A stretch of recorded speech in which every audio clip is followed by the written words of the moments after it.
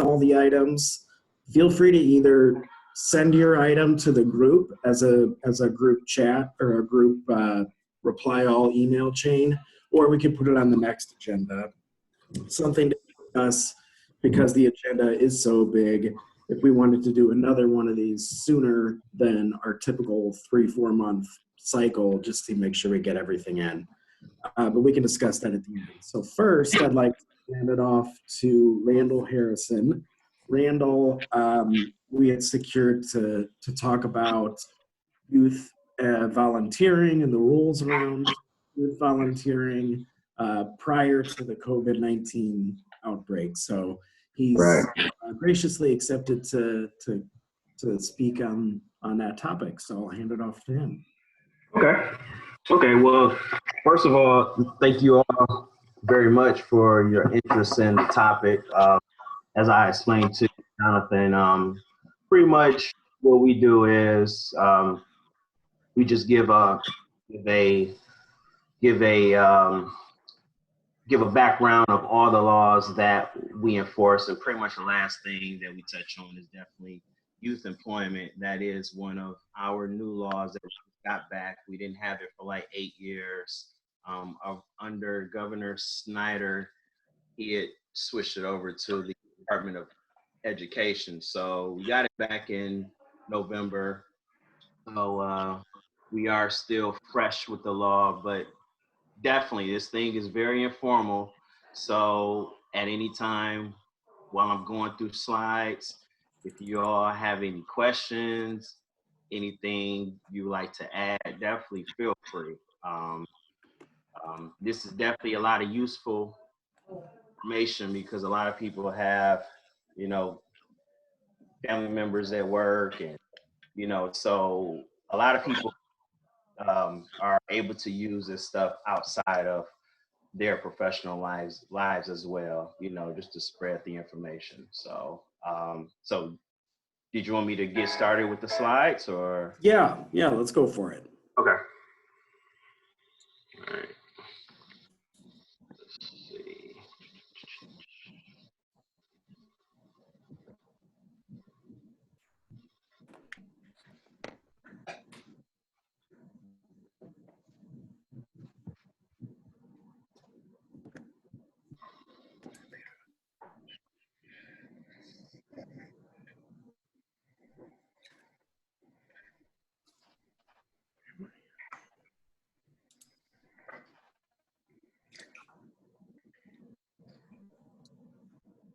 I love all your Lions decor also. Oh, yeah. I'm a big Lions fan. All right. My wife hates that, but hey. As does mine. She's a Steelers fan. Right. Randall, are you able to share your screen? Yes. Oh, there you go. Okay, I see you just got it. Okay, right cool. now. Cool. Okay, glad it worked out. Okay. Okay. And you all can see that, right? Yes? Yep, we can see it. Okay. Okay, let me unhook this.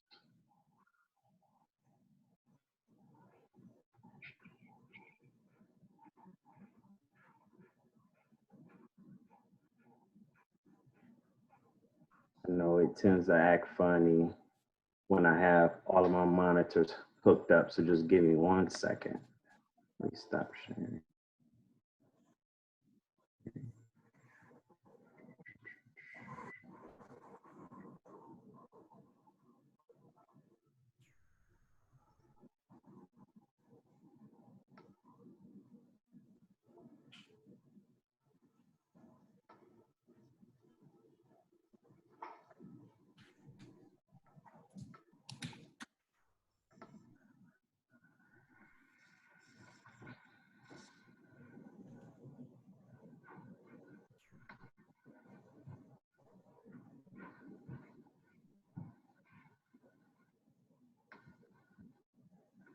Okay, there we go. So it should be full screen now, right?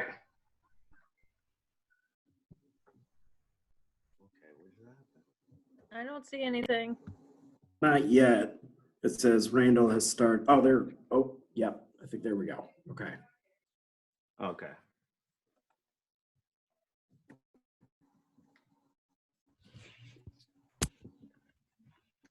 Okay, is the PowerPoint full screen for you all? Yep. Okay, great. Okay, so we'll start. So Leo, which is the Labor and Economic Opportunity, that was a new department that was just created when Governor Whitmer started. We were under Laura, and she just decided to divide some departments and place them with other departments that does equal work. So pretty much the way she has it structured now, we're kind of with other departments that do similar work.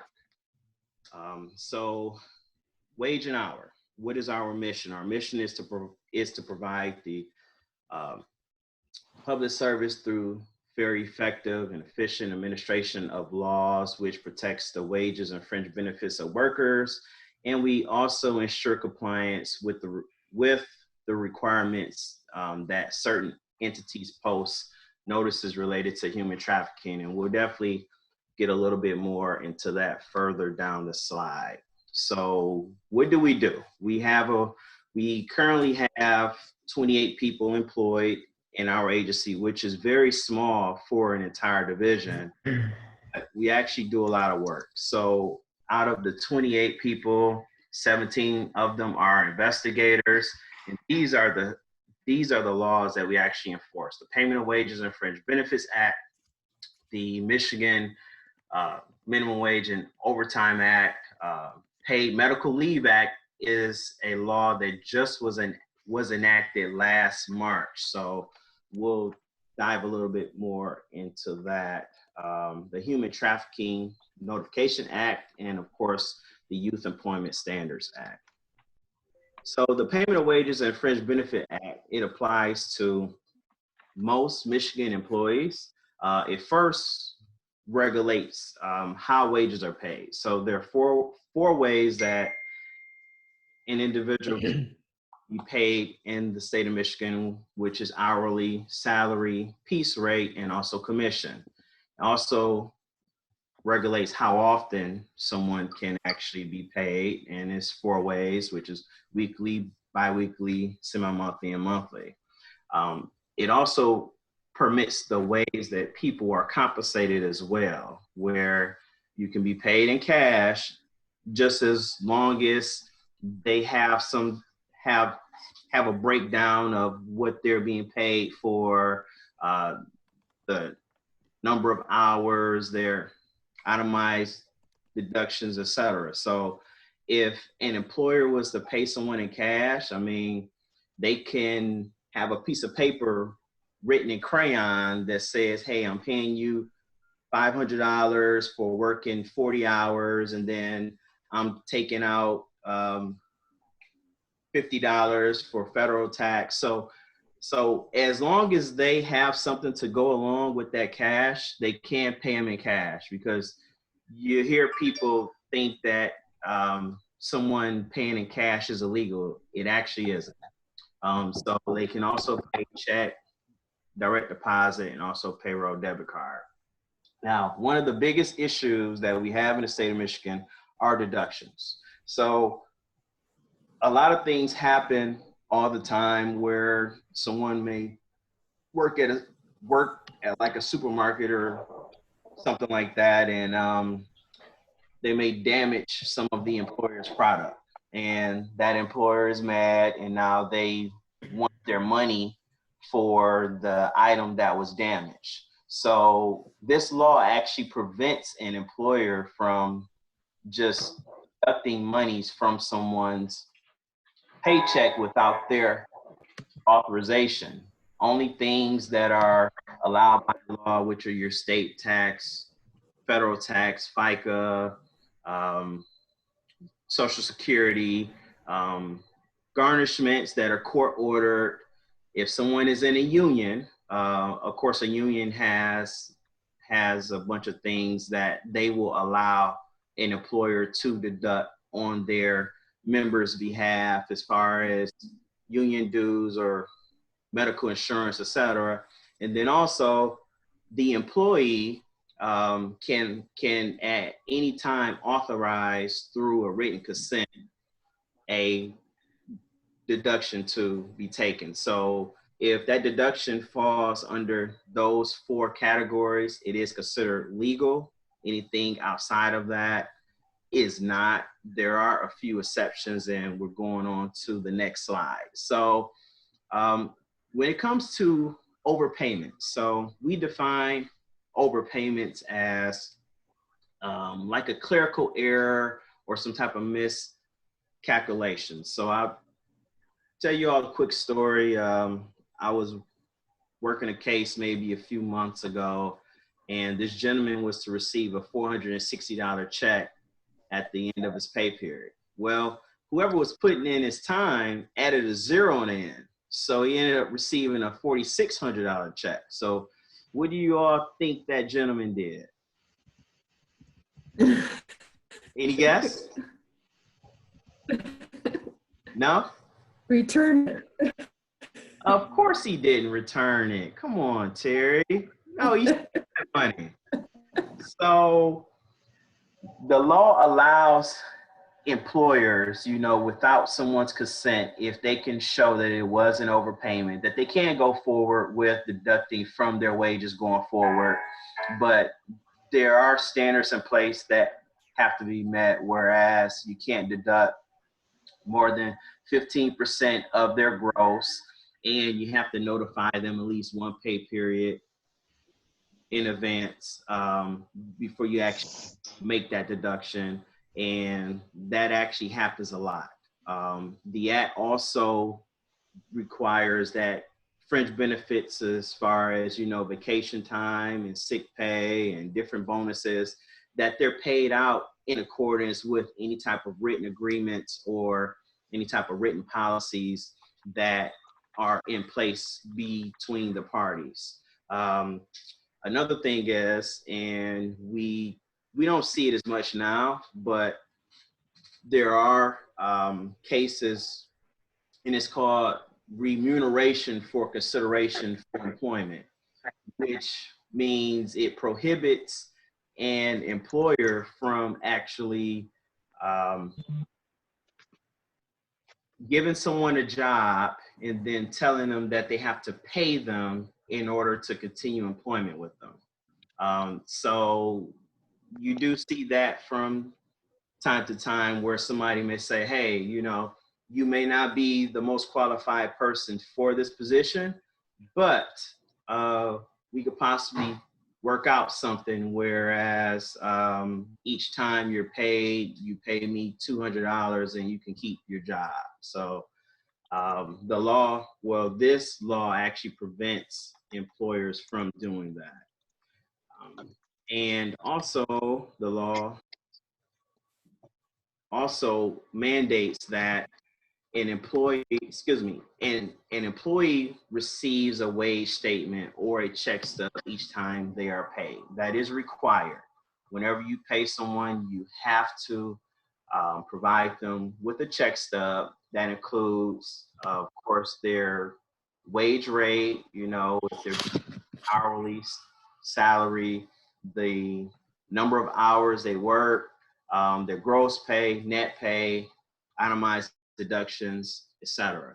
And any individual that actually files a complaint with our office, they are engaging in a protected activity. So if they file a complaint under this law, and if they're discharged or retaliated against, they can also file a discrimination complaint with our office, and we'll investigate that as well.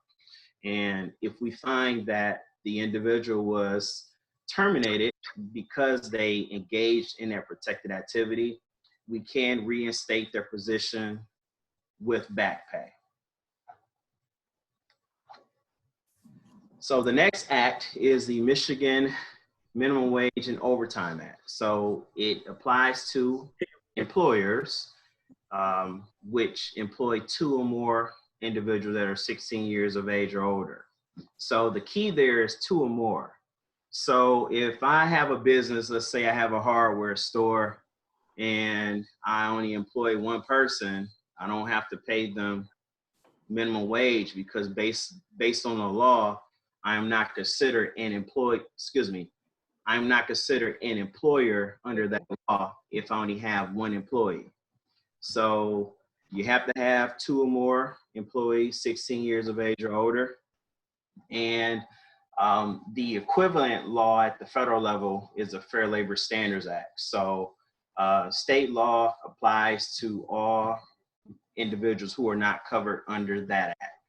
And what determines who is covered under which act, stricter standard applies. So the minimum wage rate for federal law is $7.25, I believe. Yeah, it's $7.25. So state law is $9.65. So of course the stricter standard is with the state. So therefore, state law supersedes federal law in that case. So there are different situations where an employer will have to ensure that they're following federal law because the standard is stricter, or they have to follow state law because the standard is stricter. So the minimum wage rate just went up again this year on January 1. It went up to $9.65. It was $9.45. So there are a few other things within this act that are pretty important. So someone who's 16, 17 years of age, an employer can pay them 85% of the minimum wage rate. That's currently $8.20. Each time the minimum wage rate go up, that rate will go up as well. So someone 16 or 17 years of age, for their entire period of employment, an employer can pay them $8.20 per hour. Someone is 16 to 19 years old can be paid a training wage for the first 90 calendar days, not first 90 work days, but their calendar days. So they can be paid the $4.25 per hour. And of course, we all eat at restaurants and we're served. So the individual serving you can be paid 38% of the minimum wage, which comes out to $3.67 per hour, provided that they are receiving tips to equal up to the minimum wage rate. In addition, Hey, Randall, yes, if I could interject real quick. yes, Some of our people on the call, we got 40 some people, have okay, some crossover with human resources, so this okay, is relevant to them, but I would say the majority of the people are volunteer coordinators. okay, So would we be able to maybe skip forward to the yeah, section on the there's no problem. yeah. That's no problem. Okay, yeah, that is cool.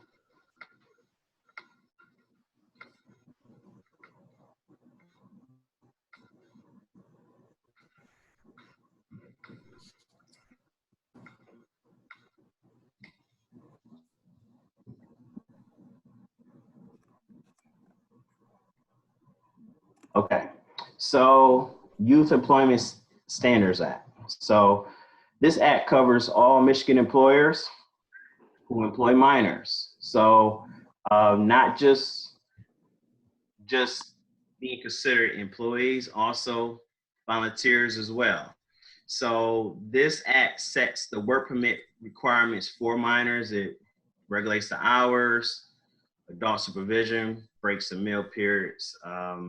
It also prevents hazardous occupation as well. Okay, I don't know what happened there.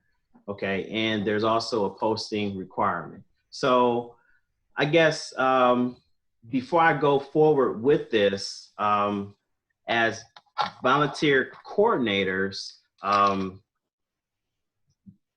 do you guys get your volunteers? You guys get them from schools or youth-based orgs, or if John? Speaking for my organization, our volunteers who are under the age of 18. They do primarily come from schools, and the ones we have are completing like a school project with their hours. And then we do have like Girl Scout troops or Boy Scout troops that may come and volunteer as well. That would be less frequently. Okay. Okay. So the individuals that are actually coming from youth-based organizations, then the act don't necessarily apply to them because and I can always get to that one. But I think your mic is breaking up a little bit, Randall. mine is okay. Hold on one second.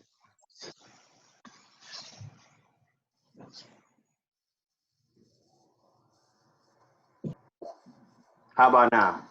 There we go. That's better. Okay. Yeah, you had said if they come from like a club like Girl Scouts, it wouldn't apply Yeah. to that. Yeah. Yes. So, Or like so NHS service hours, is that included in the youth-based organization? what's that now? National Honor Society service? Yes. Is Yeah. that included? Yes. So examples of like a youth-based org is like a National Honor Society, Boys and Girls Club, Boy Scouts, Girl Scouts. So those individuals volunteering on the behalf of that org, they wouldn't necessarily be applicable to the act, and they would not need a work permit and have to abide by the hours and the supervision, etc. But let's say, for instance, you have an individual who is trying to complete their graduation requirement for community service hours, and they're free to choose whatever org that they want to volunteer for. If that individual is a minor, they are applicable to the act. So of course the hours, the work permit, all that stuff needs to be adhered to by the place that they are volunteering at. So before I was to go forward with these, do we have any other specific questions? There was a request to go back a slide to, I think it was the first or second one after we started this section. Hi, that was me. I think there was one about tax exempt organizations being exempt from this. Yeah. That's what I'd like to know. This right here? Yeah, that's the one. I can't quite read all of it right now. Okay. Yes. So minors working in certain farming ops, such as the tasseling and or roguing. I'm not sure if you guys ever did that or something like that. And also unpaid volunteers performing work for a 501c3. Okay. That's a lot of us, just so you know. I think many of us on this call are in that category of 501c3s. Okay. So just so I'm clear, we are exempt from having to have our students, no matter where they're coming from, have to do a work permit. Is that correct? Yes. So yeah, if you guys do fall in that category, it isn't needed, but at the same time, I mean, it's still recommended that you do follow that safety channel, you know, because we still see entities that may be exempt, and they'll have children during volunteer work, or even if they're actual employees, but they're exempt from the act. There's still some common sense that has to be used, even though you don't really have to follow the requirements of the act. So just going off of this, so when someone is required to have a work permit, it does have to be employer specific. So let's say, for instance, if you aren't one of the 501c3s, and let's say you have, let's just say you have 2 locations.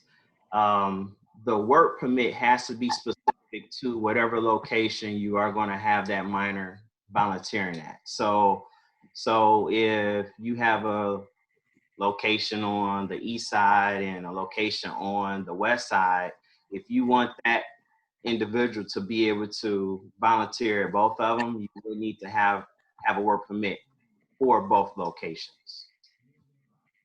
Okay. If at any time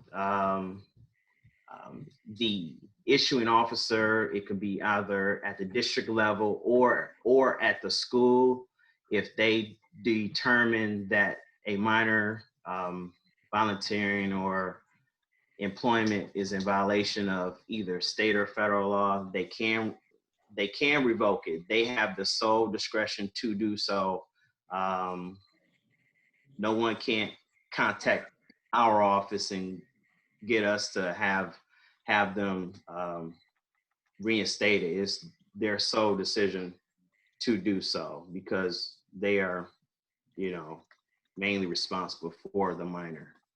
So, so any minor that is not exempt, they cannot work more than 6 days in a work week. They can't work more than 10 hours in a day, and then when it breaks down their weekly average, it can't average more than 8 hours in a day. They have to have at least a 30-minute break after 5 hours of continuous work, and it has to be a full documented 30-minute break. So I guess with volunteers, I'm pretty sure you all aren't having them clock in and out or anything like that, right? No? Yeah. So if you all are not, if you all just created a log or something where they just fill it out saying, hey, I took my break from 4 to 4:30, that is totally fine. So the hours of employment, they actually differ because the feds have jurisdiction, or excuse me, the Fed standard is stricter for 14 to 15-year-olds. State is stricter for 16, 17-year-olds. So the feds, they do not allow work before 7 or after 9 for 15 and younger, which will be 14-year-olds, and they can't do more than 48 hours per week, school and work combined. State law used to follow that, but they switched that over a few years ago, where it now allows at least or up to 24 hours when school is in session, and then they can work up to 48 hours when school is not in session. So 16 and 17-year-olds cannot work and or volunteer before 6 or after 10:30 p.m. Sunday through Thursday, and then on weekends, that is actually extended an hour up to 11:30 on Friday and Saturdays, or during all vacation periods. So 4 weeks when children are on break, they can work up until 11:30 p.m. or not before 6. And there are some deviations that can actually be submitted, and we'll get into that maybe a few slides down. Agricultural processing won't necessarily pertain to you all. Now, adult supervision, doesn't matter if the person is employed, if they're volunteering, has to be someone 18 years of age or or older providing some type of supervision at all times. I'll just give you all a quick story as to how important that is. We had a situation, this was a few years ago, it was on the west side of the state. A kid was working at like a convenience store. It was just him and the owner. The owner left, went to run an errand, and the kid was involved in cash transactions. It was during the fall time, so of course fall, it gets dark like 5:36. Two guys came in, robbed the place, killed the child. So it's very serious that that any minor that is doing anything, it has to be someone with them at all times, because if something happens to that child, you know, that AG or different prosecutors in different counties are looking to charge the person criminally, whoever is responsible for that minor. So supervision, like, you don't necessarily have to be over that person's shoulder all the time, but just someone in the vicinity, no matter what they're doing, because the fact of the matter, they are children. Children do crazy things, so they need to be supervised at all times, no matter what the issue is. I'm pretty sure you all are not engaging in alcohol sales or anything like that, but just to generally touch on this, you know, if the way the law is drafted, it's just pretty much keeping children out of bars. So most places where the alcohol sales exceed 50% are normally bars, you know, so minors can work at your restaurants, like your Fridays and things like that, just provided they're not behind the bar serving, etc. Now, minors who are 15 years or younger, if a company wants to hire them, then they need to be like back in the kitchen, washing dishes or something along the lines of that. I have a question on this Yes. part. What about fundraisers? So if you are hosting a fundraiser, your organization's hosting a fundraiser, and there is alcohol being served, are the students allowed to be at the event? Not serving the alcohol, but are they allowed to be at the event? Well, it depends. So what exactly would they be doing at the event if they're not? So, for example, we might have a fundraiser with 4,000 people at it, and not only are we doing an auction and stuff like that, but also we're showcasing our educational programs. So Okay. we might be doing a demonstration. It's part of their regular volunteer work during normal hours. But for the special event, they happen to be showing what they do normally, which is an educational program. Got you. Yeah, so definitely if they are 16, 17 years of age, that should be fine if they're not directly involved in serving the alcohol. Serving, selling, furnishing it. But the 14, 15-year-old, that may be one of those gray areas. Like the way that you have at the event and they're nowhere near serving the drinks at a bar, or You gotta clean up first. they're serving at, then that should be fine. Yes, ma'am. Yes. So hazardous work definitely cannot come in contact with any type of chemicals, explosives, hazardous substances, anything that has the skull with the crossbones on it. One thing we do see, you know, minors trying to be pizza delivery workers, and you can't do that because there's no supervision.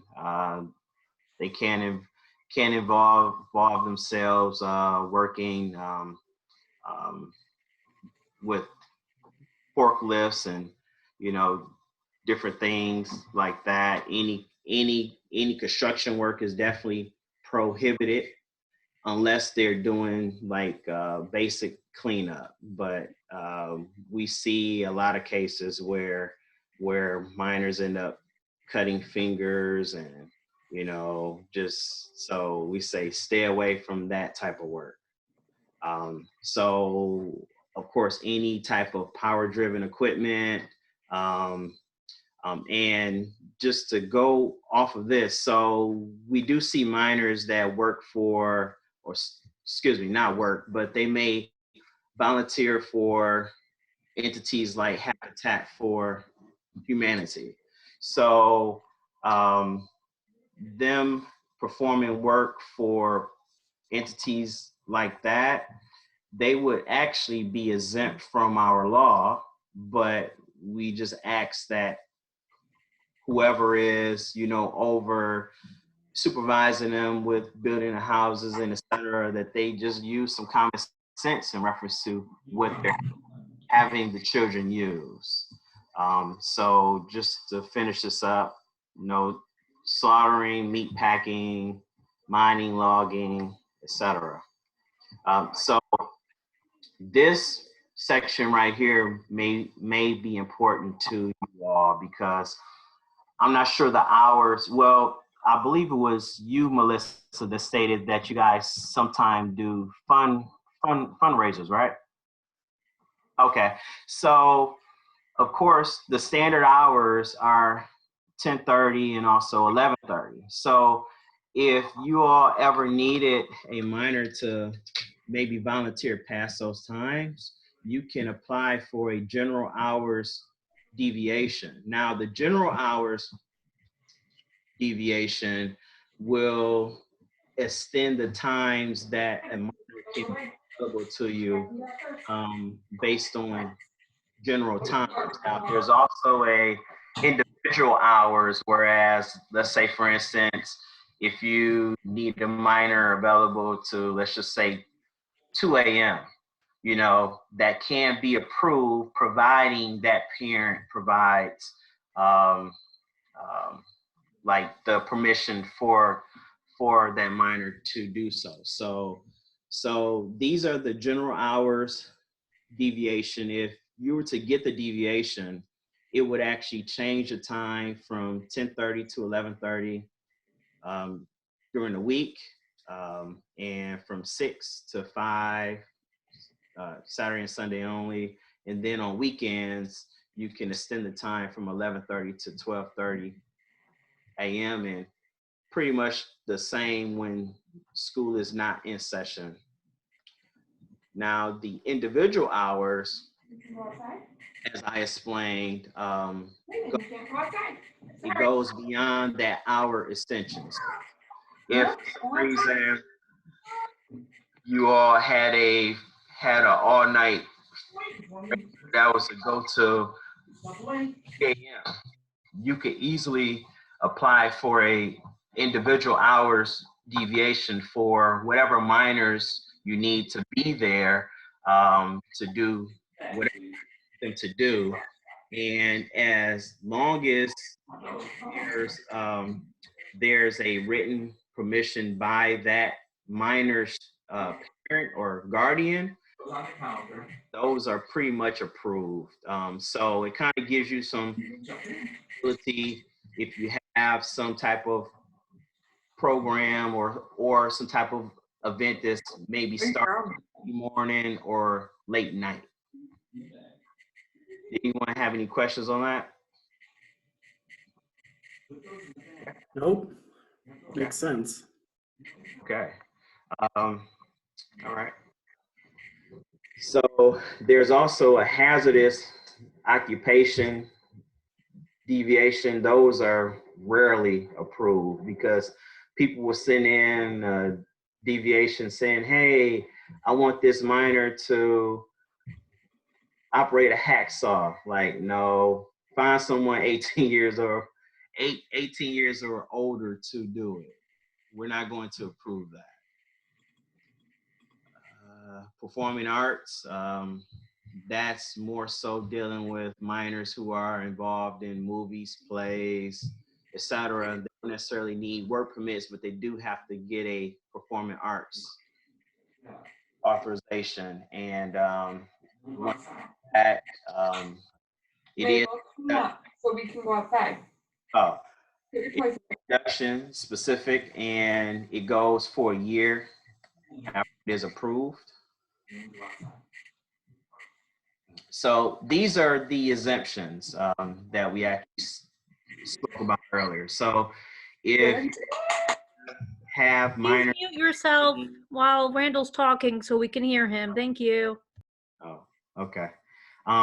So if you do have a minor that is 16 or 17 years of age and they've already completed graduation, then the law would not apply to them. If they're 17 and they've got their GED, if they've separated from their parents, if they're either employed or volunteering at a business owned by a parent or guardian. So any of you all who runs your org, you own it, and you want your kids to volunteer, the law will not apply, because the law says that's your kid. If you want to have them work or volunteer for 100 hours a week, that is your discretion. That's your child. Any employment at the school that the minor is employed in, we don't get involved with that, because the responsibility shifts to the school. And also any minor that is like under a written training agreement with an entity and a school, both of those are taking the responsibility to ensuring the safety of that minor. These are occupations that are exempt. I'm not sure if we still have newspaper delivery people. I haven't seen any of those in a long time. But definitely, I believe we talked about that earlier. If they're members of a youth org that engages in character building, but they cannot displace paid workers. So if we were to look at a matter and we see that someone is volunteering, but they're members of a youth-based org and they're displacing like a paid worker, then we would 9 times out of 10 consider them or consider the act applicable to them. So you definitely have to be careful with those. And I believe we spoke about the construction work for charitable housing or such as Habitat for Humanity, and then employment on an Indian reservation. So any employer or entity who is engaging minors volunteering, these are your responsibility to make sure everything that you are doing is in compliance with the act, providing the adult supervision, meal and rest periods. Definitely maintain a copy of that work permit or any deviations or consents from their parents on file at that site where they're going to be doing their volunteer work. And you will want to maintain a daily record of those hours that they are volunteering, showing, their start, end times, breaks, etc. And this is a criminal act. So if someone was to file a complaint and we investigate it and it gets to to the point where we do consider it egregious, then we can recommend some type of prosecution outside of fines. That rarely happens because we first want to ensure that people are in compliance with the act before we go to the next level. But you do have some individuals out here that are just continuing to do like the most crazy things, and you kind of have to throw the book at them because they don't understand that what they're doing is in violation of the act. So these are some things that that it address what minors can or cannot do. It gives the kind of like the explanation of if they can or cannot do it. Just quickly go through these. We had a quick question that was, Yeah. how long should we keep those types of records? So if Yes. like, you had a youth person, like how long should that stay on file? Mhm. Yeah. So that was actually one of the slides that actually skipped. So most of these laws do have a 3-year requirement, or for you guys to retain up to 3 years. And it's definitely beneficial.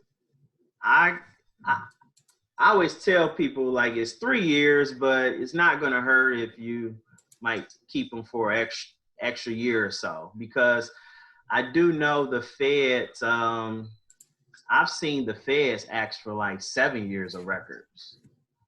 You know, I'm not sure exactly what their requirement is. I think their requirement is like around 3 or 4 years as well, but definitely 3 years. That should make things not difficult for you if you have them for 3 years, and just make sure you just are keeping everything as far. The most important things are breaks, and we see where, you know, it can be an entity that are providing the proper breaks, but they don't have them documented. So, you know, even though someone may say, oh, well, you know, I think I do remember receiving breaks a few times. If it's not documented, you know, we can't consider it. So that is the most important thing. So like I stated earlier, I know as a volunteer, you're not having people clock in and out and things like that. But if you were just to create some type of log that someone fills out when they get there, when they leave, and then just documenting that half-hour break, you should definitely be fine, John. So these are our resources. We do question and answer sessions for all of our acts. We have a bunch of publications out on our website where you can just print off. We do speaking engagements. We also do educational contacts where each investigator per year, we do have to reach out to at least 80 businesses. So like around the summertime, I just pick a community and just walk around and just talk to business owners. And we also do complaint investigations, but hopefully I won't never have to see you guys on a complaint investigation. This is our number, our email address. If you all ever have any questions, we're normally pretty quick with getting back to folk. And this is our contact information in Lansing. We do have a Detroit office, but we normally don't give out that address. But if anyone needed to come to our Detroit office or anything, they can always contact our Lansing office, and then we can figure out a way to get someone there to meet you. And this is the contact information for the federal wage and hour division. We pretty much do the same work, same laws. It's just, it just depends on the size of the company. So larger companies are subject to federal law. Smaller companies are subject to state law, but then there's a lot that are that actually crosses over based on which law is stricter based on what we're dealing with. So do we have any additional questions or concerns or anything? There's a couple quick ones in here. Yes. Once you have a permit, should it be renewed annually or how often should it be renewed? No. So a permit is continuous. So once you get that permit, if that person never leaves, then you're fine. But if there's a lapse in employment or could there really be a lapse in volunteering? Yeah. So I think more so in you guys' situation where you're not necessarily employing minors, you're just having them volunteer. Once you have it, it should What's up, Chris? Unless, I just restarted my phone. Hold on. Someone's not muted. Oops. Yeah. So when it comes to volunteering, I don't see it being a lapse in volunteering. So I would assume once you have that permit, you're fine.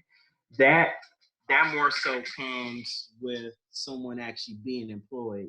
They may get a job when they're 15 and let's just say they work the first semester, and then the second semester they decide that they don't want to work anymore. Then they start back working for the company that fall. Then yes, when they go back in the fall, they would have to get a new work permit.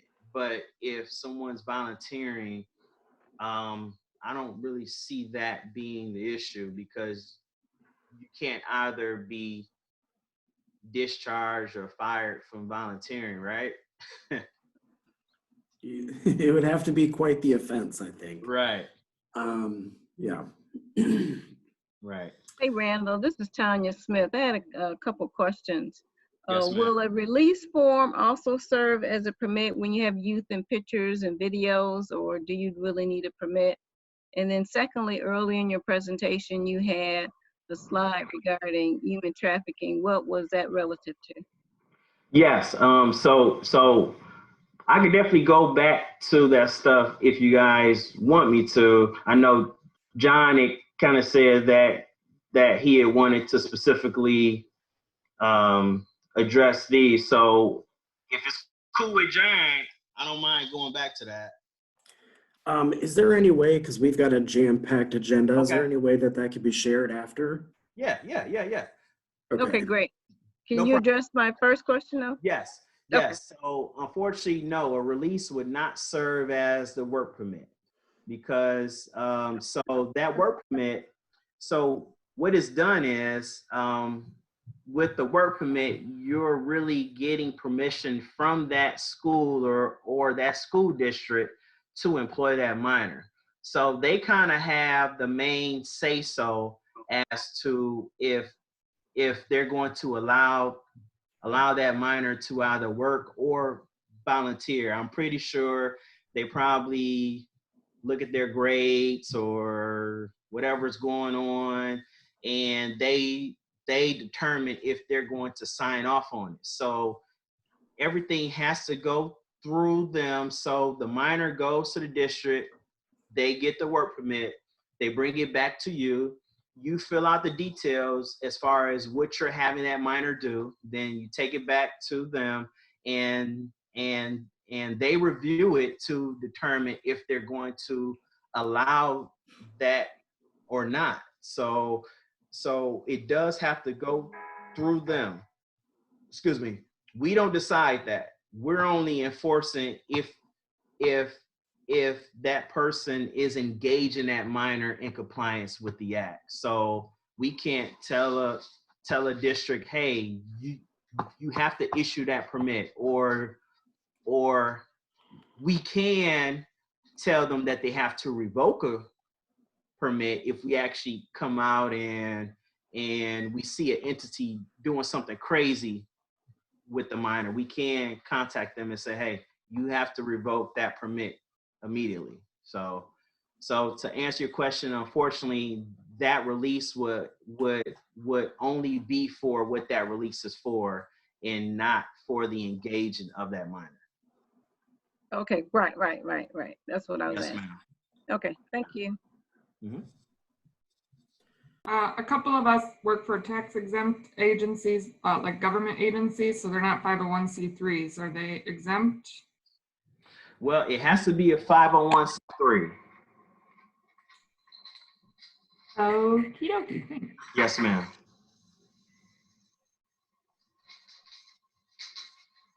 So just to be sure, public libraries, those places would have to get the work permit. Yes. Okay. Anybody else? There was a quick question about if the minor would need a break within a certain amount of time frame. So if their shift is 2 hours or less, they wouldn't need one. If it's 5 or Nope. So they have to work. They have to be engaged for 5 continuous hours. Okay. If it's not 5 continuous hours, if it's 3.5, if it's 4, then no break is needed. But once you get to 5 hours and 1 minute, then they need to receive at least that 30-minute break. At least. Awesome. 29, not 28, has to be 30 minutes of uninterrupted break. Okay. Yes. This has been so helpful. I know for all of us, there was a lot of questions about what's all necessary and going back and forth. And this agency says, well, I heard this and this person's doing this. And so to hear it right from you, and to hear not just what we need, but some of the stuff that we should be following, even if we are a 501c3, that's very helpful. So No problem. So did we have any other questions or concerns? So like a lot of the stuff in the chat is just thank you, and this is awesome, and you did great. So Okay. So do you want me to hang around, and then maybe once you guys are finished, I know Tanya had wanted to hear something about the human trafficking deal or what? Yeah. Are you able to share that slide or that presentation with us, and then we could send it off? Okay. Yeah. Okay. I could definitely do that. So what I can do is, would you like me just to email you the whole slide and what? That'll work, and then we could share it with the network, and then they could take those pieces from it. Okay. All right. So any other questions before I get out of here, or? I don't think so. Very helpful. Yeah. Okay. I apologize for unmuting my microphone and praising my 18-month-old for putting her toys away. That was obnoxious, and I'm sorry. No problem. Well, hey, it has been a pleasure, and I wish you could have did this in person, but hey, considering the circumstances, this is the safest, right? Yep, we made it work. So Right. So any other time, if you need us to, come out to anything, we have no problem with doing so. We definitely want to get the information out there. all right, thank you so much. All right. I'll stop the share. All right. And then we will get moving on our next agenda item. All right. So I'll give you the opportunity to log off if you'd like to. All right. Yeah. Right now. Thank you. Yep, thanks. Bye, thank you. All right. Bye.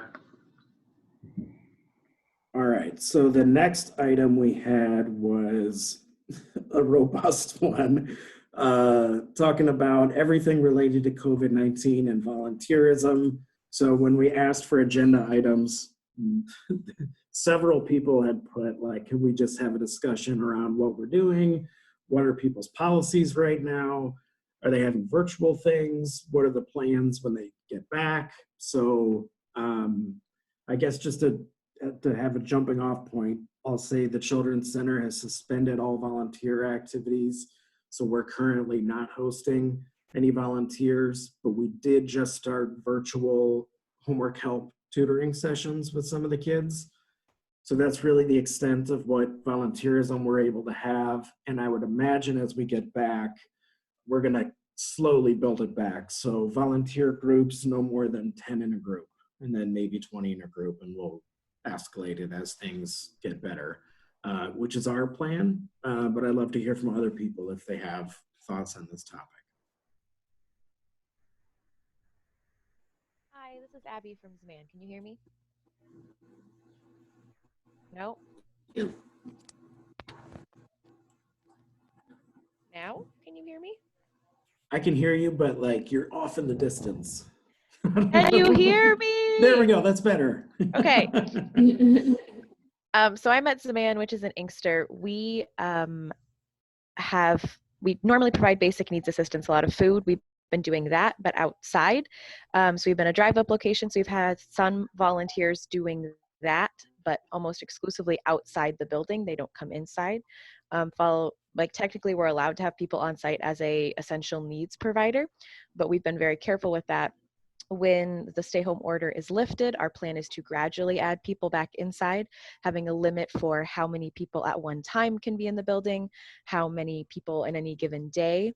Them, of course, having to follow all of the mask and glove and doing the COVID testing of, do you have these symptoms? Have you been in contact? Is anyone in your family sick?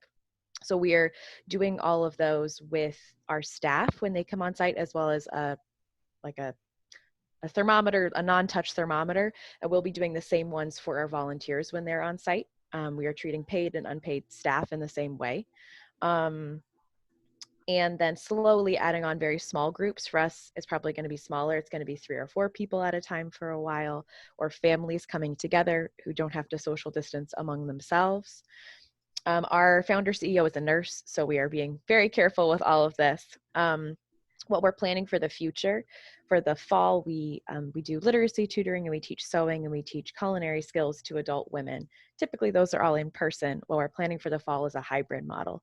So we're hoping we're going to be able to meet people in person right at the beginning in the August-September range, but we are expecting that we will have to move online at some point. So we are planning for that. We are changing our volunteer trainings to include, for those sorts of people who would be doing education remotely, to include Zoom education.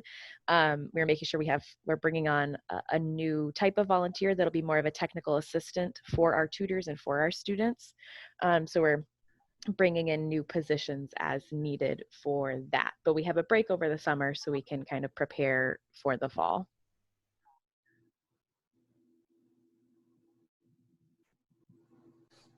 Thank you. Thank you. Anybody else want to share some thoughts, discussions they've had? I know the impact has been on volunteers, but also our colleagues. I mean, we started sending these emails back and forth about, having this meeting, and I can't tell you the number of like bounce backs I got from people that are furloughed and laid off and this and that. So obviously, our thoughts are with everybody. Anybody else have things to share regarding the topic? I can share a little bit about the DIA.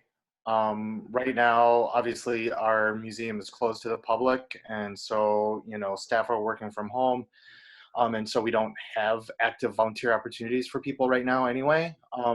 We do have a few volunteers who are kind of working behind the scenes doing some administrative, like some of our volunteer leaders for the different committees that we have are doing a little bit of work behind the scenes, and maybe doing a little bit of administrative work. But by and large, most people are just at home. We haven't determined yet as a DIA what our return to work protocols are going to be. We're in the midst of kind of developing that plan for staff. What I'm being told is that, even though staff will return to the museum at some point, there will be a long ramp up time before we open to the public. And so within that time period between us going back and the public coming back, we'll start bringing volunteers on board. But we're already discussing, very much limiting the number of volunteers who will be able to participate at any given time. And we'll have to follow the same kind of protocols, whether they are temperature taking or testing or whatever that ends up being, and use of protective equipment, that sort of thing. We're just going to have to follow suit because volunteers are obviously in the same boat as staff would be in terms of protecting their health as well as our visitors. We're really thinking, I think Krista's on the call right now with me. We're really thinking about what our sort of volunteer entrance sort of procedure is going to be, and it'll have to mimic whatever our requirements are for staff. Do they have to enter in only through certain doors, and what do they have access to once they get into the building? It's a huge building. They have access to a lot of it. How much of that do we need to limit? So these are a lot of the considerations that we're really, they're still up in the air. But we're actually, we've brought in some consultants into the museum, and many of us are going to be meeting with them over the next couple of weeks to talk about, what considerations need to be made. So nothing definite from the DIA, but, I think we all have the same questions. Abby's point about, following volunteer procedures, following staff procedures only makes sense. And so I want to make sure that we're being consistent with what we're requiring of our staff as well. We anticipate that a lot of our volunteers won't be coming back right away, just for their own, personal comfort level. So we're making some accommodations in terms of what, is required of them to maintain active status.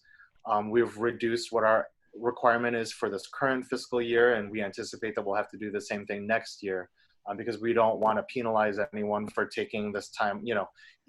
This was a forced shutdown for them, but then, when they decide to come back is going to be up to them. And we don't want to penalize them for that if they want to wait a while. And so that's another consideration, is what are some accommodations that we need to make sure volunteers are feeling like they're being valued and their decisions are being valued without penalizing them for making some of these decisions for their own best interests. I have two questions for you, Phil. Sure.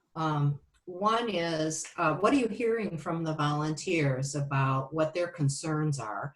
And the second is, what do you anticipate doing about recruiting new volunteers for the rest of the year? Sure.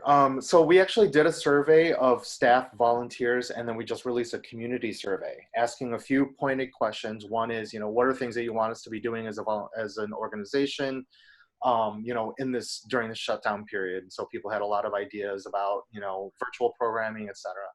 And then we asked a question: what is it going to? What are things that you feel we need to do to make sure our visitors feel safe coming back? And then what are things that we need to do to make sure you feel safe coming back? And so to answer your question, Melissa, about that, people are expressing, concerns about coming back and, the need for, testing. They're asking about, are you going to be taking temperatures? We just got an email yesterday. Are you going to be requiring volunteers to be tested before they come back? I didn't have the answer to that because I don't know what the answer is for our staff. And so I'm kind of leaning on what our organizational decision is on that. But that's definitely one of the questions. The other question is about cleanliness of the museum and making sure that we are visibly cleaning so people feel confident that we're maintaining and our supplies and keeping a clean environment. And then protective equipment. So are they going to be required to use masks and wear masks? For people who are in stationary positions like at information desks, are we going to have protective plexi shields or something like that? So those are questions that volunteers are asking, and they are seeing this stuff when they go to grocery stores and things, and so they're like, how does that apply to the museum? So we had a lot of feedback on that. It was very consistent. Very few people were kind of like out of left field. Like a lot of people were asking or suggesting the same kinds of things. When it comes to recruitment, we haven't quite gotten there yet. We had the discussion amongst my team about, how many more people are we going to be onboarding, because we had people kind of in the funnel already. They hadn't been trained yet, but they had come to an orientation and they were waiting to be trained before they actually start working. So we talked about possibly just onboarding them since they're already in, and just kind of completing that process. But what that's going to look like yet, we don't know. We're talking about, developing some sort of online resources, but we haven't been there. We haven't gotten there yet. We're just starting to pilot an online training for staff. And so I can see that as a model for extending to our volunteer program. I'm going to backpedal a little bit. Our docent program, our docent trainees who've been in training since September, they've actually been meeting via Microsoft Teams. So they've already got a leg up on virtual training. But for the rest of our volunteers, new volunteers, et cetera, we haven't quite gotten there. But I think we're going to hold off on making a decision about recruitment until we have a feel for how many volunteers we're going to have when we come back. Number one, we're planning to place a restriction on the number of people who can serve at any given time, so we don't get this rush of people all at once. We want to be able to really control who's in the building and how many people are in the building. So until we get a better feel for how many people are going to be active, we're going to hold off on actively recruiting. We usually take a break in the summer anyway on recruiting. So it's kind of a natural break for us anyway. But even beyond that, we really have to think about our capacity to have, more volunteers in the building. Okay. Thanks. Thank you. That was a great thought about, just the piece about the not punishing volunteers for this time when we're kind of like down. I don't think a lot of people were thinking about that, so that's a great thought. Thanks for adding that. So Jess here at AFG, Alternatives for Girls. So we are actually still open because we're essential. And so it's been really beneficial because we already have a lot of things in place that will probably see us through this entire period. So there are temperature checks taking place. Everyone is required to wear a mask in the building. Social distancing is even being practiced within the building, and to as much as possible within the shelter, which is where really the only space that we're hosting or facilitating any sort of on-site programming. But volunteer activities entirely have been suspended and will continue to be suspended for the foreseeable future, at least on-site. I'm actually in the midst of creating what we're calling a reactivating plan, where I can actually start reactivating volunteers virtually. For example, our mentorship program actually is still up and running because they're able to do a lot of their mentorship work through the phone, through Zoom, methods that were already remote. But we have a resource center, so it's about, what functions within that resource center can we virtualize and have done remotely. And so right now I'm just kind of looking at all of our volunteer opportunities and seeing how they can be modified in a way to be done completely off-site or when on-site in compliance with social distancing. And as far as onboarding new volunteers, we're definitely still able to, but I'm not really sure the demand, the need. We don't even have any staff on site right now for programming, so I'm not sure what the need will be quite yet. But that's where we are right now, and we will be mirroring a lot of the guidelines or rules or procedures or policies, whatever they put in place for staff. If anything, actually, I think for volunteers, it'll be more conservative, more strict. But yeah, that's what we've got going on at AFG.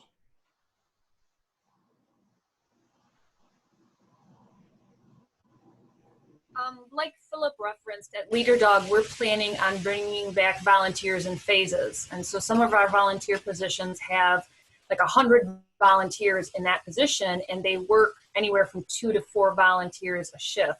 So I'm a little nervous about how we level the playing field and who within that position, within that shift is allowed to come back. So we're looking through scheduling, and we use logistics. So how we will fairly open that up to, you know, just 1 or 2 of the 4 who work on that shift, or we're being very thoughtful about how we roll that out and how we explain it to them. Our volunteers have been very understanding about the fact that we've suspended all volunteering since the stay-at-home order was enacted, but they're very anxious to get back to work with the dogs, especially. I think it was stress relief. I've definitely learned how important, I knew, but I really learned how important working with the dogs is with those volunteers. So yeah, we have to be very thoughtful about that. And I don't know how long that will last, right? We don't know how long we will continue to just phase volunteer positions in. And we have over 200 volunteers just in our canine center. So social distancing is going to be a challenge, definitely.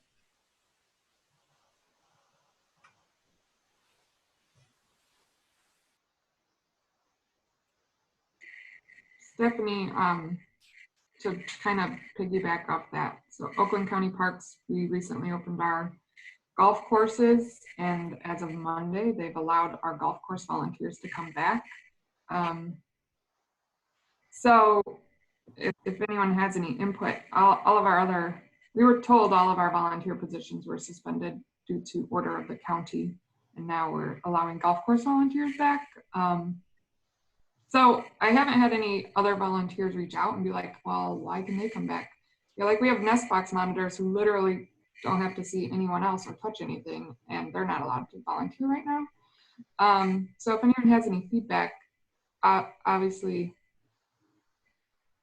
I don't really have a good reason for them of why they're not allowed to come back yet if the golf course volunteers are. Any suggestions? I don't have feedback, but I have more of a question for you, especially, I'm assuming, are the golf course volunteers outdoor volunteers? Yes, they're coming back to sanitize carts. They're cart attendants, so they clean carts. So they're like at risk. And you know, our reasoning when you're able to say the county has said no volunteers right now, that's kind of a blanket statement and it applies to everybody. So now if the volunteers start kind of figuring out that they're back, and you know, the nest box monitors, like your leader dogs, they're very they really care about those birds, and they, you know, want to see them succeed, and it helps them. So what's my reasoning for why they can't go out on the trails and monitor their boxes? No, especially because it's outdoors, right? I think we can probably justify by saying, you know, it's a small space, there's lots of people. When you're outside, yeah, how do you say, no, social distancing? Yeah. Do you have a plan in place, like for the volunteers that are volunteering outside? Are you doing anything with them right now, like temperature checks, or, you know, asking them questions about their health, like, or are they just able to just come back? For the golf course volunteers? Yeah. I haven't seen what their operational procedures are. Okay. So I really don't know what I'm assuming they're following those protocols. What about, I assume that the golf courses make money for the county and the nest box people don't. So you could say, you know, this is an essential economic function for the county parks, as opposed to things that this is why this is being prioritized. Yeah. It's a little slippery, but yeah. It is. I would agree with Melissa. I mean, we were kind of thinking, you know, we have volunteers who work behind the scenes in offices. And again, to that point about limiting the number of people in the building as much as we can, you know, do we really have to identify, okay, what are some of the most essential positions that volunteers, you know, serve, and then kind of phase them in that way. So, you know, golf course volunteers, obviously, just like you confirmed, they're a revenue or they support a revenue generating operation of the organization. And so that's a way to kind of to explain that. But, you know, some other things that don't necessarily provide an essential service, then you kind of have to think about how do we phase these people in. And that's something too that we're struggling with at the museum. So I don't have an answer. At Vista Maria, we're kind of going through something similar as well. It's more so with our interns. So our interns are underneath the volunteer bucket. So we are working on a plan on, we're leaning more towards of not allowing our interns to move forward, unfortunately. But the reason is because they still are considered volunteers. And each individual that we do let back onto campus is a, you know, it's a potential, it's a higher risk. You know, the more people that comes, it becomes, it's a higher risk. And we kind of think along the lines of being fair, because we question ourselves too, like, hey, yeah, we have these big donors, but we can't play favoritism and let certain people back on campus and not the others. So, and then just going back into the core of each person being a factor of COVID-19, unfortunately. So just being strict to our reasoning and why we didn't allow, why we stopped people from coming to campus as well is kind of what we're reverting back to. But we're still up in the air as well. So I just wanted to share that. Jess, maybe you could frame that too as like you need just one test group of volunteers, and the golf course volunteers were selected as your test group, maybe because they can be supervised a little bit more closely than like your nest box I don't know exactly what these groups do, but framing it as we can see how this is going to unroll for other groups to join later. Maybe this somewhere, a way that you can frame it, at least for other people to not feel as bad, like I'm not allowed, but they are kind of thing, right? Just a thought. Thank you. Yeah, I'm a golfer and I've been out a couple of times. I just want to thank you for sharing because I will never use a cart until for the whole entire season. So if volunteers aren't going to be screened and wear masks and be conscious of the distancing, I will continue to take my own cart and walk the course if I plan to golf. So that's eye-opening. Thank you so much for sharing that. I'm not saying that they're not doing that. I'm saying the operations, like the supervisors at each site, like I'm kind of a behind the scenes person. I don't implement those kind of procedures. So I'm sure they're implementing those. I just haven't had a hand in it. Gotcha. Well, since I'm on the screen, I'll go ahead and talk about Gift of Life. I think it was Abby who said her leader, her CEO is a nurse and ours is a nurse. And she immediately had everybody work from home. We have to screen ourselves, take our temperatures, face masks, even in the office. Those that are still in the office are meeting via Zoom and Teams and all that. So she has been exemplary in this pandemic. In terms of volunteers, we already were conducting webinars with our volunteers, so we have continued to recruit. At Gift of Life, we're in the process, obviously, of saving lives, so we are still trying to do our best to ensure that the donors, donor families, and the recipients are tended to. So with our new volunteers, we use social media a lot. We use our website a lot to post and share stories. We're even in the process of calling all our volunteers. We sent an email out addressing the pandemic prior to, but now we are in the process of personally calling each and every one of them to check on them, make sure everything's okay. And our CEO has established a team of employees to determine what our reentry is going to look like for those who are in the community, those who are in the office. So it's kind of a tier process. So I feel comfortable with our leadership and the way they're heading and how they're thinking methodically about our reentry into our new normal.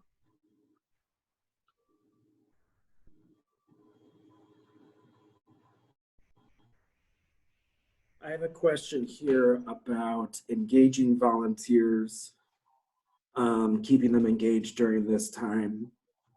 So I'll just say we did before in the end of March, beginning of April, we had sent thank you notes to all volunteers, and then we had done calls to volunteers as well to check in. And then I was put on temporary furlough and brought back I was out for about a month. So in that time, I can't say that anything was happening, but for at least that portion of time before, we did that. And so now that this is going on and on, I would love to hear other people's thoughts on how they're keeping volunteers engaged while they're out. Jonathan, I have just one thing. I looked at Energize yesterday, energize.com, and they have a short video, about a 30-minute video that's free to watch. And it talks about the real importance of keeping your volunteers engaged and ways to do that. And then it also talks about ways to reimagine how volunteers might assist you during this time. So if anybody wants to check it out, it's a 30-minute long video. I thought it was, it's not rocket science. I mean, those of us have been around for a long time. Yes, of course you need to keep your volunteers engaged, but it is interesting to watch. So that's just an idea.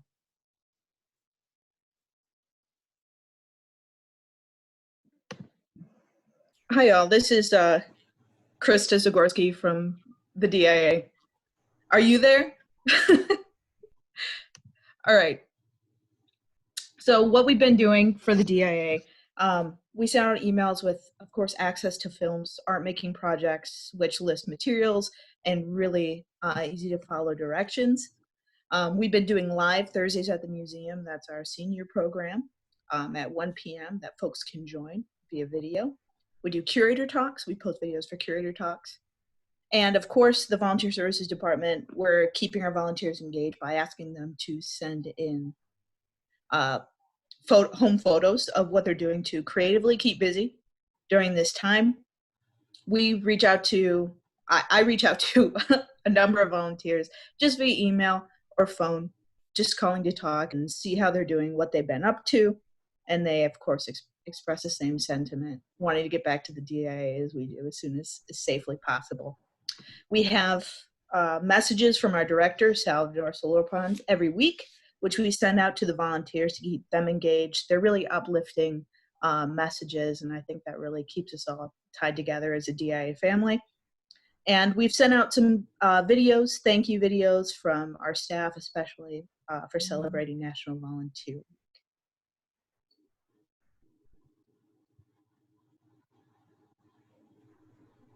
This is Patricia from the Henry Ford. Hello, everyone. Nice to see you. I agree with some of the things that we have been doing as far as engaging our volunteers. Is sending out emails, obviously. I've been in contact with them.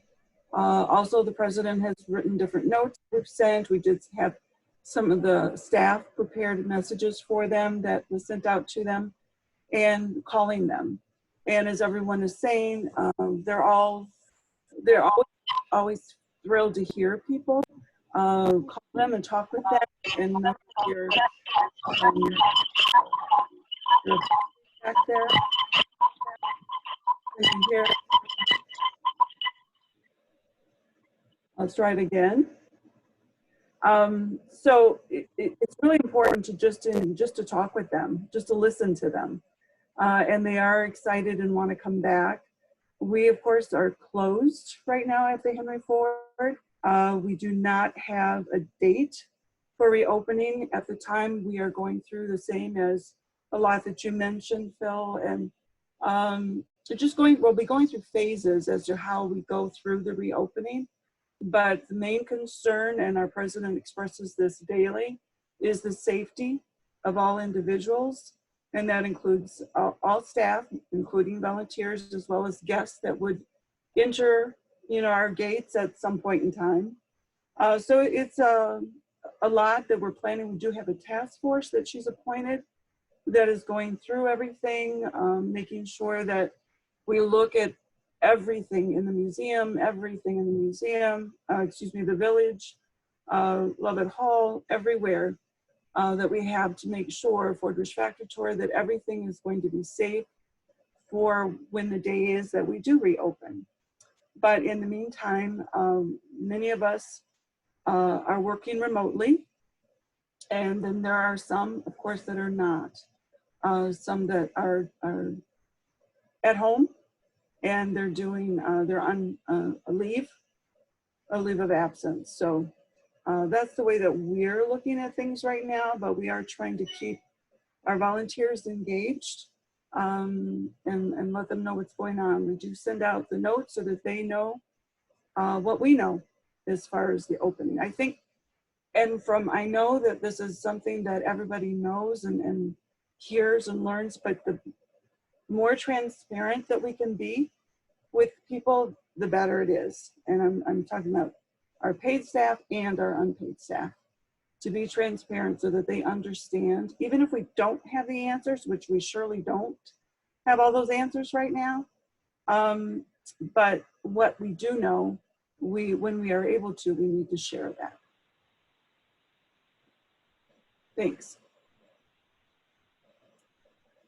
Thank you. For the sake of time, I'm going to try and keep it moving to some of our other topics. But it was good to hear, I think, some common threads between these different organizations as far as how they're engaging volunteers during this time and also their plan coming back. I think there was a lot of commonality, which was nice. Jessica, I think, wanted to discuss CVA certification. So that might be a quick one. I'm not sure. Let's see. Yeah, it's probably going to be quick. I just wanted to know if anyone actually has a CVA. My plan was before all of this to get my CVA, and I got the book, and I was going to sign up for testing for fall, but I've been keeping really busy with virtual activities for the person served that we have and getting volunteers virtually. So I don't know. Does anyone have a CVA here? I am studying to take it in the fall as well.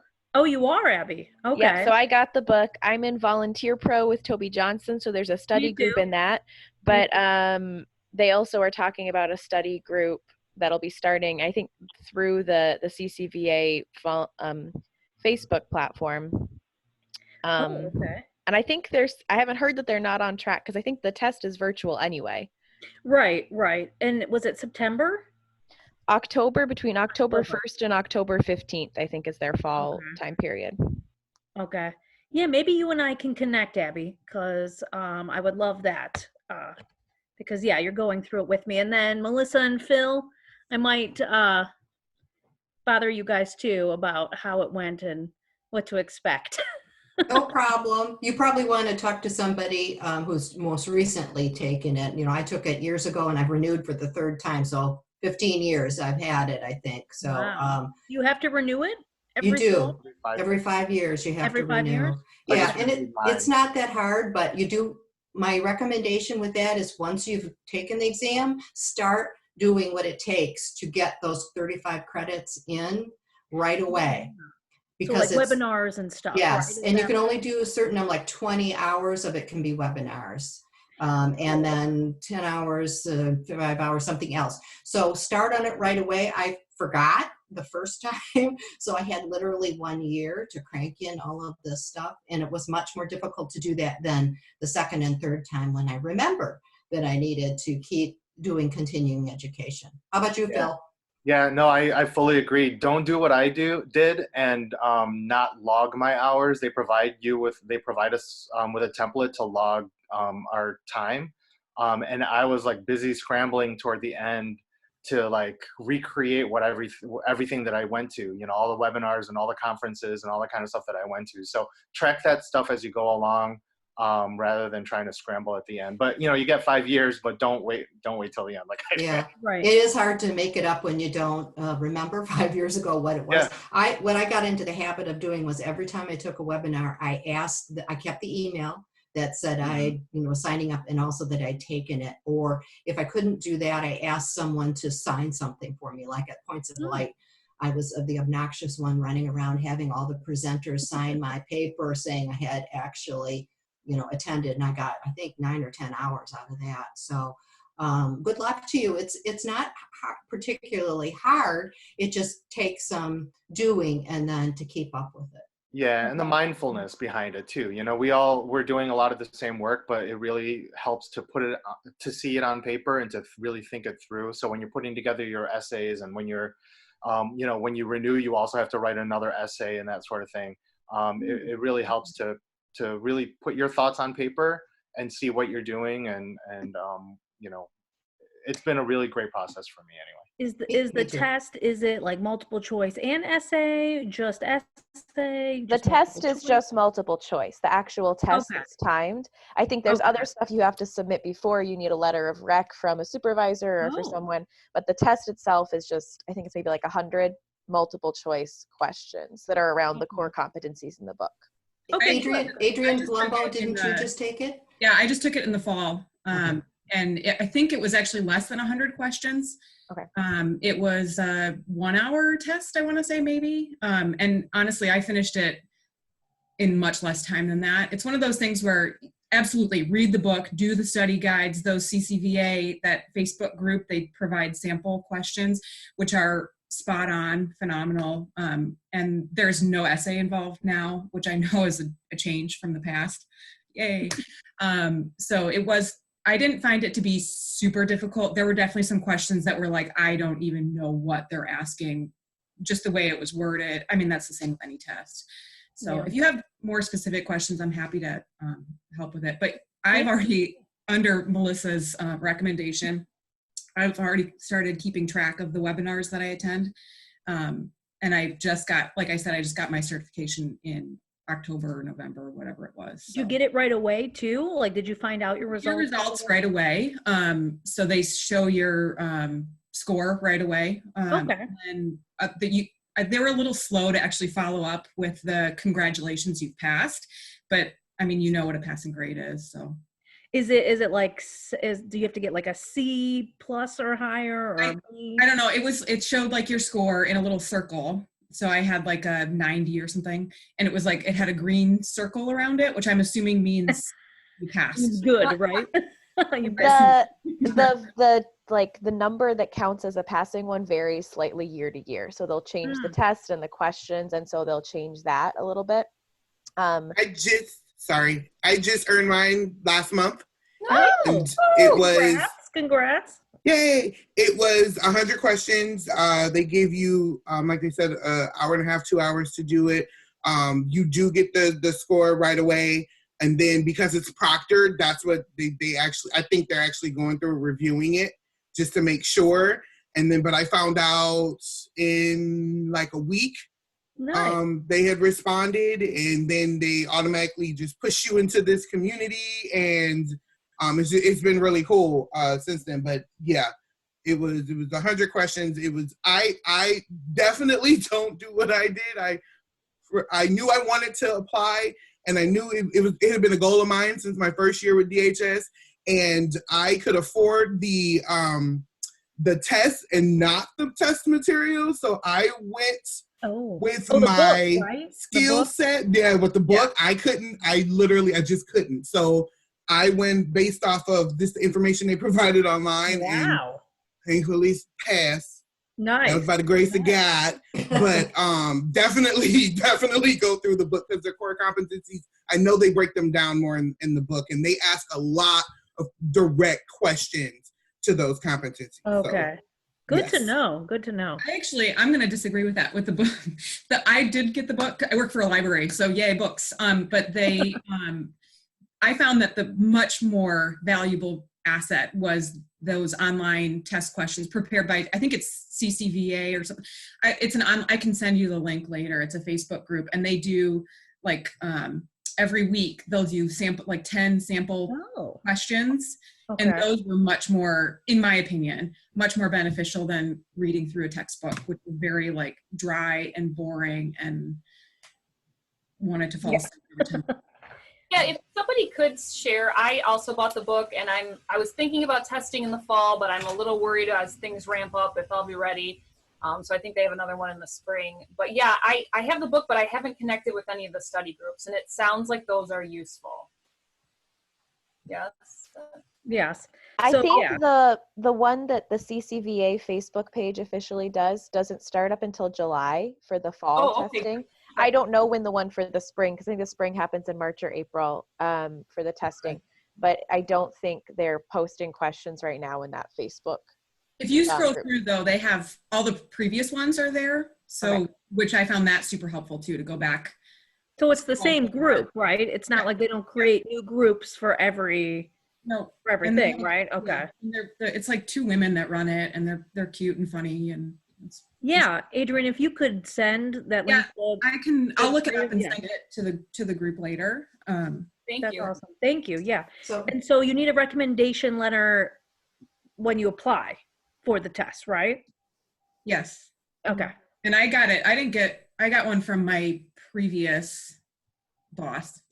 So it doesn't necessarily matter who you get it from, right? As long as someone can. It's somebody that you worked with that can. Okay. Right. But Adrian, this wasn't rocket science. I mean, no, it was not. Studying for it's not. A lot of it, as I recall, is a lot of common sense things. Like you don't talk about people. You keep confidentiality. You do all of those things. So that's why they ask for you to have experience already in the field, because you learn those things. So when I found, even though it was a long time ago, I found when I was taking the test that I shouldn't second guess myself. I should go with, this doesn't feel right. No, I shouldn't do this thing. This is the answer. I'm going to go with my first thing. They're really looking at, common sense kind of operational things too. At least that's how it was for me.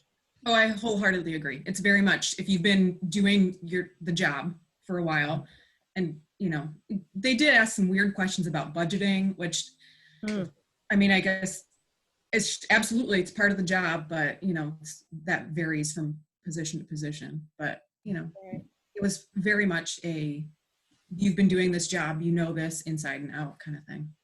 Right. I'm worried, because I've been reading different things, and I'm scared that they're going to ask these really weird questions. And I'm, like you said, Melissa, getting second guessed. I know this, but is that what they're really asking me? I'm not a good multiple choice test taker. I kind of like the essay because then I can explain myself and get around that. But multiple choice, it can be difficult, and I don't want to fail my CVA, so. Take it again. It's a test. It's, not the end of the world if you fail it.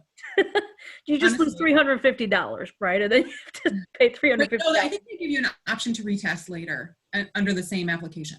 Oh, okay. I think you have to pay $75 maybe or something, but it's okay. You'll do okay, really. You'll do okay. Having a little bit of nervousness is a good thing, but don't freak out about it. Right. It's the anxiety, I think, that gets me with tests, I hear you. I think anybody who's been to college can go, hey, no, you're right. This is you're nothing, right. Come on. Right. So don't have too many sleepless nights about it. It's really okay. We support you. We know you can do it. Thank you, Melissa. Ooh, sorry about that. Murray. Sorry.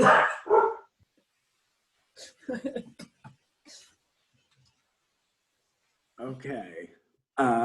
So the next topic we've got is a fall reciprocal volunteer appreciation program. I think, Jess, you wanted to bring this up.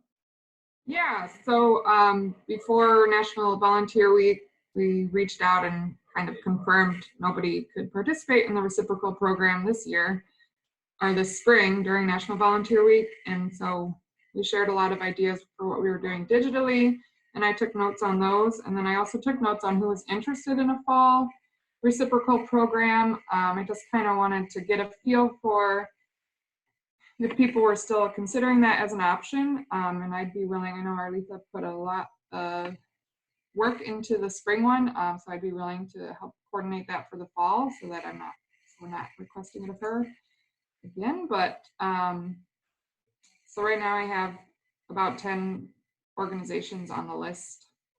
I can share my screen if you want to see the list, or I can just put them in the chat maybe. That would be easier probably.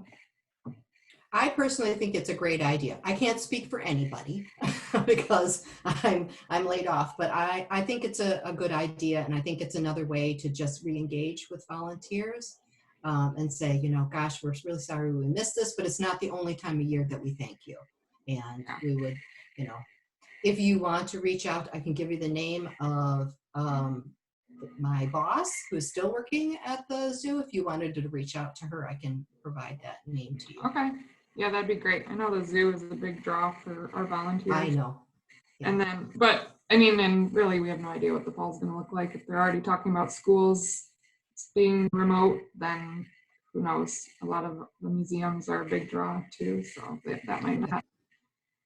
That would be my big concern, Jess, is just not knowing the foreseeable future, what the fall is going to look like at all, even as we're talking through ideas for bringing, you know, our volunteers back internally. It's still up in the air. There's no, that would be my only concern. We'd be planning this for a second time, and then we potentially would have to cancel it again. Like that, that would be my only concern. Right. All right, well. Maybe playing it by ear.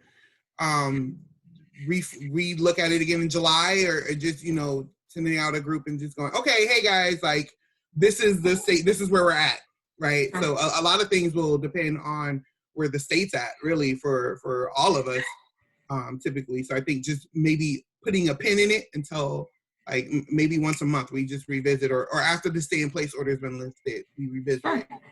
All right, yeah, I can send out an email this summer and see where what everyone's thinking, but maybe thinking of some alternatives, like maybe for our volunteers offering them a tour of the Detroit Historical Society with Arletha as your tour guide and virtual, you know, they line up for that. Well, things like that. So maybe just thinking of some alternatives in case we're not open for business in the fall. All right, well, I will send out an email this summer then. That's the list in the chat right now of the organizations that were interested originally, but all right. Thanks, guys. Anything else? Thank you. Norma had thrown in also volunteer management software, the best volunteer management software / system. Is Norma with us? Maybe. I don't remember seeing that name, but I could be wrong. I don't see a name for her on here, so she might not. Okay. Does anybody else have a passion for hearing about this during this meeting?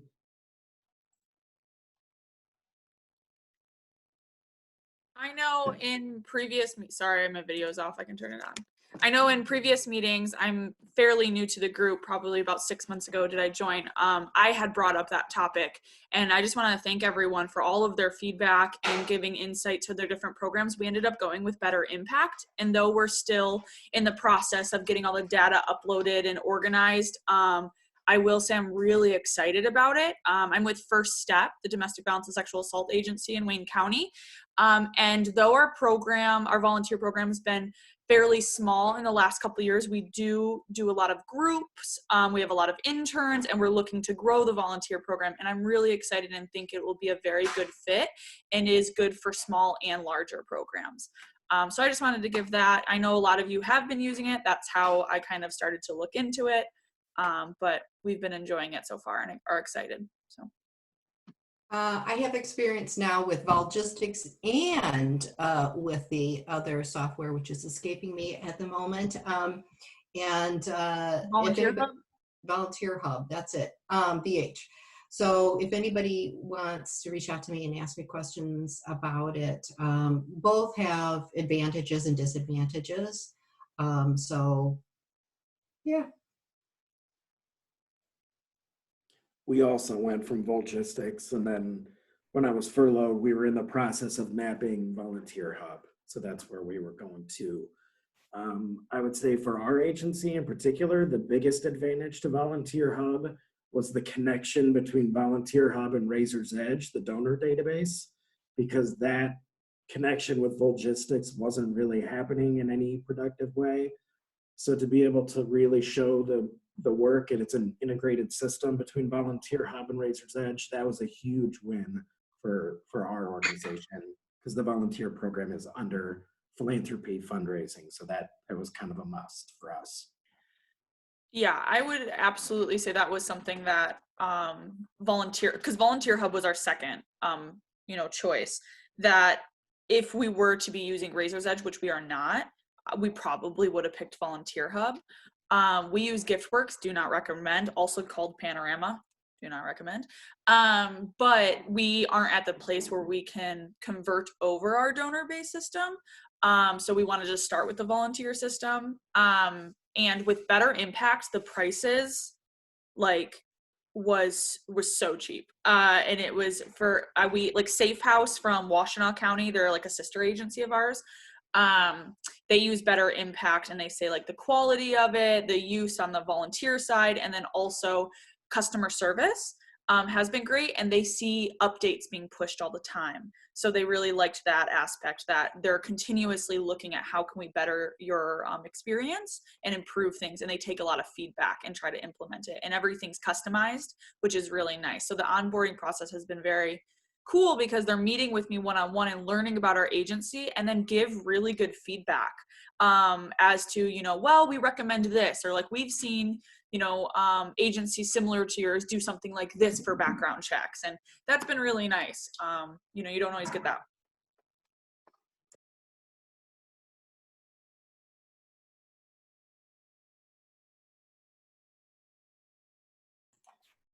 Okay, anybody have anything else? Alrighty. Lastly, staff buy-in for volunteers.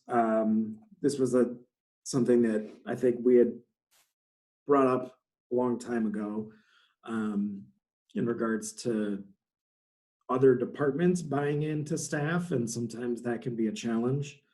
Arletha, do you want to start with that? I think that was your topic from once upon a time, a long time ago. Right. Actually, yeah. I would like to just put a pin in that thought, because dear God, it's blown up just exponentially at this point. We're all working remote at DHS, so I can't even begin to fathom. I'm just trying to still get everyone to get their enrollment benefit forms in for me through HR. So I can't even touch on this one. It's just a hot mess. I would just like to pin it for maybe when things get back to our new normal in the fall or in the winter. I can hold off on that. And just really, there was a lot of chat happening in just a lot of conversation happening in the chat, questions that were being asked. We wanted to take the floor, just some more current event topics. Yeah, I can definitely hold off on that. The struggle is real. It's cool. I did want to bring up just earlier when Phil was talking about surveying, I actually am in the process of surveying my volunteers now. Like many of you, my volunteers are senior citizens, so I probably have about 30 so responses, which is really good for us. And just identifying where our volunteers, when they think they may want to come back. Because at the end of the day, we can have a need all day long. It does not matter. If they are not comfortable, they're not coming back. And I have folks who I listed a timeline between, June and January and beyond of when folks think that they would feel comfortable coming back. Some of our folks said January. Some of them said, in the winter. It is what it is on that point. It's at least good to communicate and have that open line of communication with your volunteers so you're not surprised.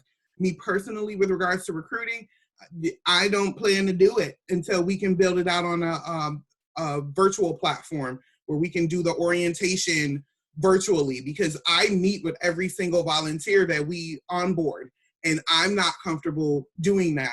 But it makes such a great impact on my program that that still needs to stay there. So yeah, I'm just really interested in if there are just folks that are just like, you know, my program is not a one size fits all. Like, this is what we're doing, because I've been picking up a lot of different ideas. Like the DIA, I've already told our volunteers, one of the big things that they earn annually is a membership with us. Everyone's going to get it because it's a minimum number of hours you have to donate in order to get that membership. Everyone's going to get that. Like, they can't help the fact that a pandemic happened. So just thinking along those lines and staying appreciative and communicating. I send a weekly email.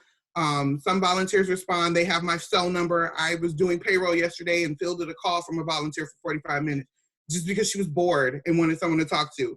And that's fine. I'm going to do that. I'm going to be whoever they need me to be. But yeah, just other hiccups that folks are having, whether it's internally or just their thought processes, we can discuss that.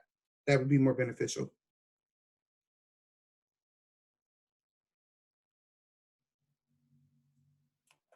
Hi, everyone. Can you all hear me? My name's Stephanie Rawls. I've been having difficulty with the meeting since it started, so I apologize for not chiming in earlier, but I think I'm finally able to hear you all. It seems like you can hear me. But I work with United Way for Southeastern Michigan, and I'm newer to this group as well. This is my second time with all of you. But I did want to share, while we're talking a little bit about the impacts of COVID again, that United Way has a COVID-19 specific page on our online volunteer portal, and we have been sharing opportunities that our nonprofit partners have. So if you're not familiar, at this time, United Way has suspended all in-person opportunities that we host, but we are still actively sharing and helping in some cases recruit for opportunities that folks have. So if you have something that opens up in the next few months, whether it's virtual or in person, and you're not already on our portal, please connect with us. We'd love to put you on there. We're seeing a lot of traction on that page, more than we thought would happen. I think our last report said we've had 1,200 individual non-duplicated volunteer registrations on that page since we launched it around like March 20th. So people are visiting it, people want to help. And I think this page has been a helpful way for folks to see and think maybe outside of the boxes how they can get involved in a way that might be different than how they were pre-COVID. So wanted to share that. And then also, we've also launched a Slack page. I don't know if you all are familiar with Slack, but it is a online collaboration tool.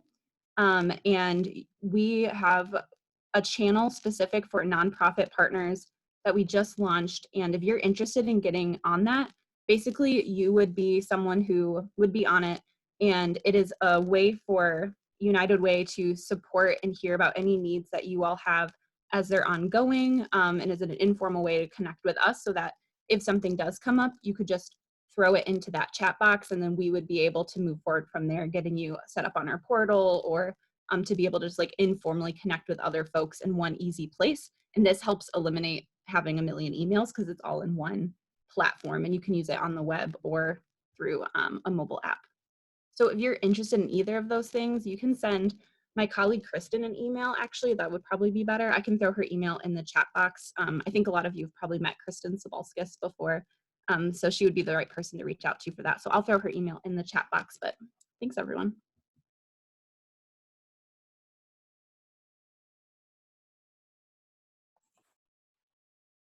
Okay, anybody have anything else for us regarding any of the topics that we had today?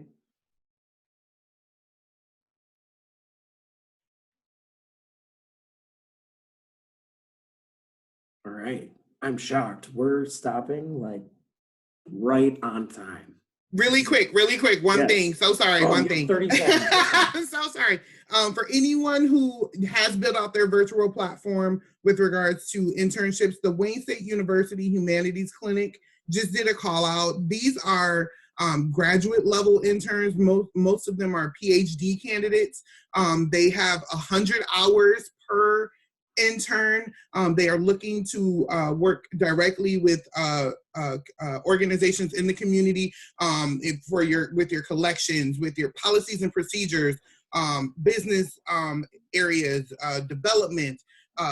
this is just a really great opportunity. They've been, it's been about 3 years that they've been running. It's 100 hours. I can forward the email. They did a call out 2 weeks ago. So they're just now doing that call out for interested partners to place these interns. It is on a virtual platform, but if there's just work or research, a program you have an idea you'd like to build out, you can work directly with the Humanities Clinic coordinator to bring on someone to work with. So I just wanted to share that, and I can forward the email to the group just so you have that information. Thank you. Jonathan? Yes. I just want to just say thank you, first of all, for hosting. Good job. And Renee, good job. Typically at the end of the meeting here, we kind of try to call out to see who might be able to host the next meeting. I think that's probably a little premature at this point because we don't know what's going to happen. But I'd be happy to continue to maintain the volunteer list and send out communications as we approach, their early fall to see where we are at and who might be able to host either virtually or in person. I'm going to put my home email address in the chat box so that people can, if they don't receive an email towards the end of summer or so, and they are wondering what's happening with the group, they can email me directly, or if they have a question for me, they can email me directly. My involvement with the group is not predicated on what organization I work for. Okay, I've been, with the organization since the beginning, and I've worked at 4 different places since then. So, does that sound okay to you? Mm-hmm. Arletha, didn't you update the list? I did. I have one from April 17th. No, I think Arletha did too, and she sent it out. There were a lot of people that emailed me directly and just saying, please remove me from the list. Right. I'll resend that out. Yeah, you know what? We should compare those two lists because I sent one that I had an older list because it's the only one I had access to. So when people responded back, I updated the list. So Arletha, if you can send it to me, I will integrate it with the one that I have, and then I'll send it to everybody. Is that okay? Absolutely. Okay, I'm going to put my email address in the box then. Thank you. Thanks. Melissa, this is Patricia. I had, when we last met face-to-face, I had stated that we at the Henry Ford could host in the fall, if anyone recalls. Happy to do that, but it, again, depends upon the circumstances at the time, just as you had said a few moments ago. We can just look to see what might be available, and if nothing on face-to-face, could be like this. Okay, I'll make a note of it.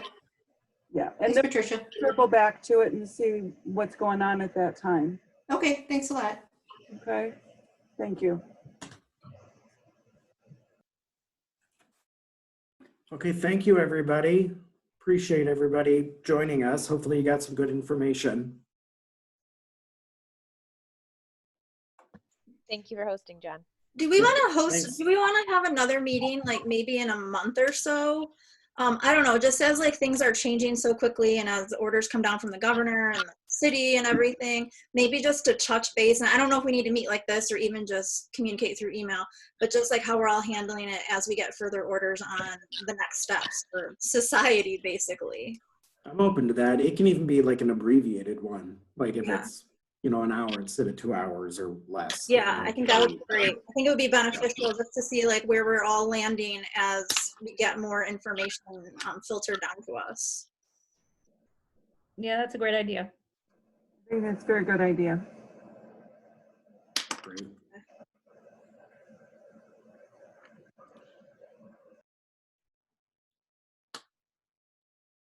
All righty. Okay, thank you, everybody. Appreciate it. Thanks, everyone. Thank you. Bye. Thank you. Stay safe. Guys, bye. Stay well. See ya. Bye.